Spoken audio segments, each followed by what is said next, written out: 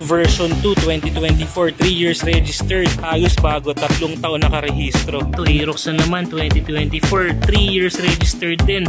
Sa mga nagtatanong kung pwede installment, eto makinig kayo. Magkano nyo po nakuha yung unit? 17K. NMAX ABS version. Tag-ulan na naman, kaya bumabaha na ng mga bagong motor at mga bagong stocks. Yun ang titingnan natin ngayon. Ito mga brother, yung favorite ko ma-feature sa vlog dahil alam ko hindi ako napapaya sa mga units dito. Magaganda talaga yung mga units dito. In fact, pinapa-check nila, pinapa-test ride nila bago mo bilhin. Ayaw nga nila yung basta babayaran mo na lang, bahala na, tapos sige na. Kasi gusto nilang siguraduhin yung quality ng motor bago mo ilabas at bago may uwi.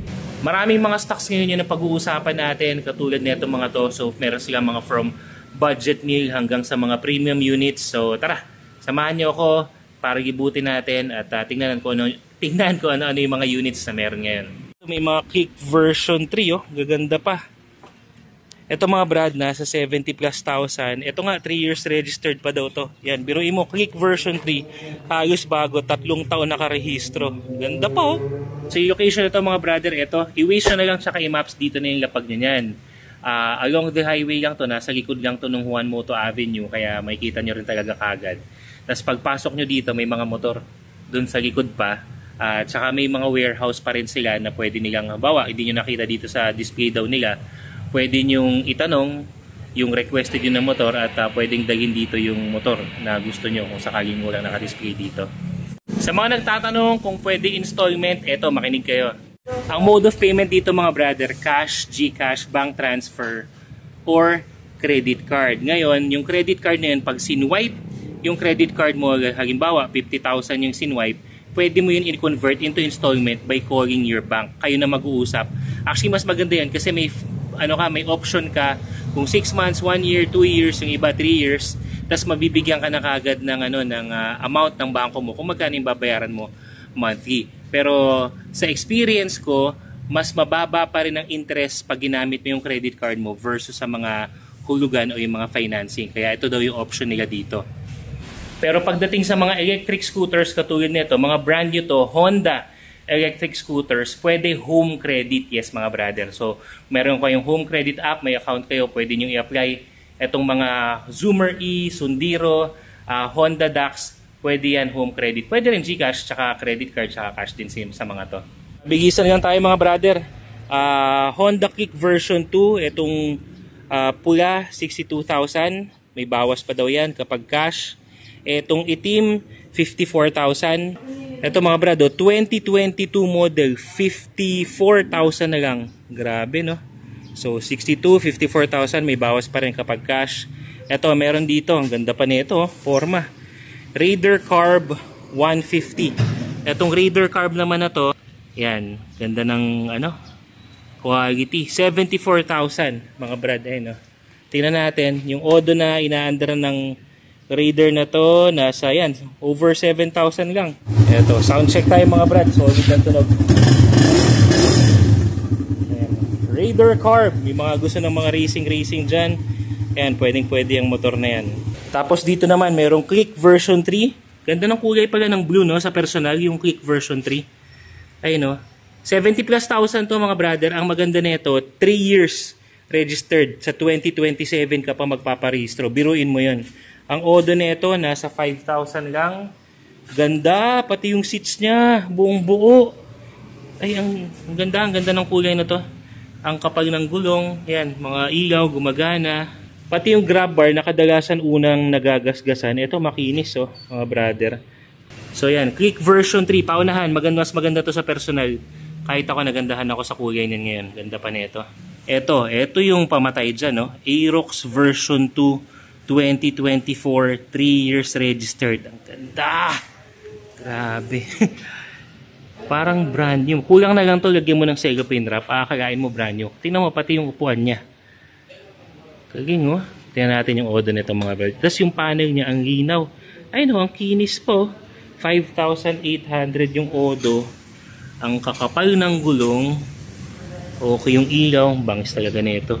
Ayun o, kinu-close up ko na mga brad para makita nyo yung kinis ng Aerox na to. Tapos all stock siya. Ayan, kumikinang ang kanyang pagkaitim.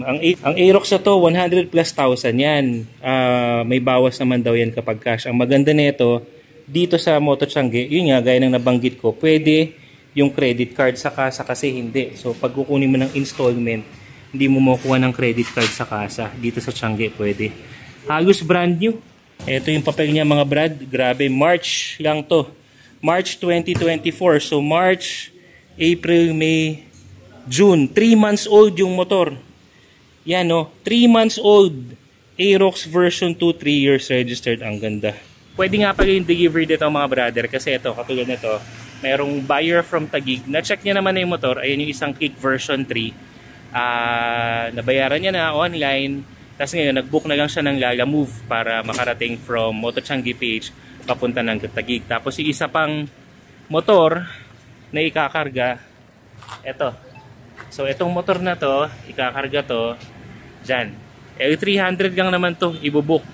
So ang estimate na delivery fee nasa 1,000 plus lang naman. Ano na yan from Moto Tiangge PH, Santa Maria, Bulacan hanggang Taguig na yon. So considering kung ayaw mong bumiyahe, mahasel, 1,000 plus lang, okay na rin yun. Tipid ka sa oras, tipid ka sa effort, darating na lang sa yung motor mo. Kung may Aerox, syempre may NMAX din. Ito naman, 2022 na NMAX. Ito yung ABS version, may traction control, tapos yan, may Y-Connect, tapos keyless. Ang tinatakbo na nito, 8,000. Start natin. One click start, mukhang naka-muffler pa. Teka, tingnan natin. Buo tapos may LTO plate na rin. Gana, original seats. Makinis din, walang mga kot-kot-kot-kot. Yung makina mga brad, tahimik lang. Ayan, rev nga natin konti. Ay, naka traction control NMAX version 2, ito nasa 120 plus 1,000. Pag-usapan nyo na lang ni Tiangge. May bawas naman daw yan pag cash. Yan, ganda. Tapos yung mga naghahanap ng mga beginner scooter, pwedeng ipangregalo sa mga asawa, anak na pwede na magmotor. Honda Beat, ganda ng pagka-white na ito mga brother. Honda Beat, 44,000 daw to, may bawas pa. Ito, kung gusto mo namang malapad-lapad ng konti pero 125cc, ito meron ditong Mio Gravis. Ganda pa. Ganda nitong Gravis na to. Yung upuan, ay may dumi lang konti. Ay, nadumihan lang. Itong Gravis na to, ito, so 5,400 lang yung odo ng Gravis na yan mga brad. Ayun tapos yung gulong upgraded na rin. Parang dual sports na Ito, magana yung mga ilaw. Itong Gravis na to nasa 53,000 daw. Mura na to kasi sa iba binebenta pa to ng 64, 65,000. Dito 53,000. Grabe yung laki ng matitipid mo, 10,000. Ayun habang nag-vlog ako may kukuha na kagad ng Kick version 3. Ganun kabilis dito mga brad. Kaya pag may nagustuhan kayo dito, kahit na hindi wala pa yung vlog ko, puntahan nyo na kagad kasi mabilis yung unit dito. Diba nakita nyo kanina merong nagpabook ng delivery, 2 version 3 na click kagad yung kinuha. Kasi nga tiwala na sila dun sa quality ng mga motor dito. Tsaka syempre yung mga papel, legit talaga. Balik tayo. Eto, sa mga naghahanap ng budget meal, meron ka ng Mio Sporty sa halagang 30 plus 1,000. Hindi ko alam kung magkano ba talaga pero 30, alam ko nasa 30k pataas tong Mio Sporty na to. Ayan, naka mugs, painted mugs, ang odometer nasa 9,000, naka Yamaha na seat cover, maganda yung pagka-pink niya. Ayan oh yes, tapos ito katabi naman niya 2022 Mio Gear. Ito naman nasa 60 plus, 62 yata to or 64. Check nyo na lang kay Moto Tiangge kasi may na-assist sila, hindi ko maistorbo. Yan, ito nasa mga ganun, 62,000 yata to, Mio Gear. 2022 version naman to. All stock din, ang tinatakbo is 10,000. Buo yung seat, yung kaha, buo, makinis. Walang mga tama-tama, ayan o. Siguro ito, yung gulong na lang nito, mga ilang buwan, mga 2 buwan, pagitan mo na rin. But other than that, mga okay naman tong unit na to. Ito, may isang version 3 pa dito sa likod mga brother. Nasa 70 plus 1,000 din. Meron din ditong Yamaha sight. Matipid to. Mga Yamaha sight. Kakarating lang, wala pang presyo. Pero tingnan natin yung odometer nito. 1,300 lang. Grabe, para dito sa Yamaha sight na yan. Alam ko matipid at ano yun matipid na matipid to sa gas eh. So kung gusto mo yung pang service yung araw-araw, pwede yan. Tipid-tipid. Pati yung mga delivery rider, pwede rin yan. Ano lang yan, hindi to scooter pero semi-automatic so hindi mo kailangan gamitan ng clutch. Yamaha Fazio. Ayan. Bagong dating. Tingnan natin yung odometer nito. Ang odo ng bagong stock na to mga brad eh. Ito, 2,700. May mga nakita pa nga akong Fazio dati dito. Mga 900 lang yung odo, 2 months old. Ito, ayos bago pa rin. 2,700 lang yung odo. Para dyan sa Fazio. Ganda oh. Classic na classic yung dating no. Tapos yung gulong ang kapal po. Ganun din, malinis din yung upuan. Walang mga kut-kut, yung kaha. Ayun no, kino-close up ko mga brad para makita nyo na ano eh. Kahit yung mga gas-gas yan, pwede nyo i-post-post yan para makita nyo talaga. Ito, nasa 80 plus thousand, 85,000 yata to na Fazio. Tapos mga brad, from time to time may mga budget meal dito na nag-range sa mga 16, 17, 19,000 na motor gaya nito, yung inabutan natin na nakakuha ng tag 17,000 na motor. Ang mga tiyangge, sold na yung ating budget meal na unit at dinayo po nila ma'am. Ma'am, tigasan pa po kayo ma'am? Tiga Big Ten or Sagaray pa sila ma'am. Ito, pinuntahan nila tong... Ma'am, magkano nyo po nakuha yung unit? 17K. Ano pong payment po ang ginamit niya?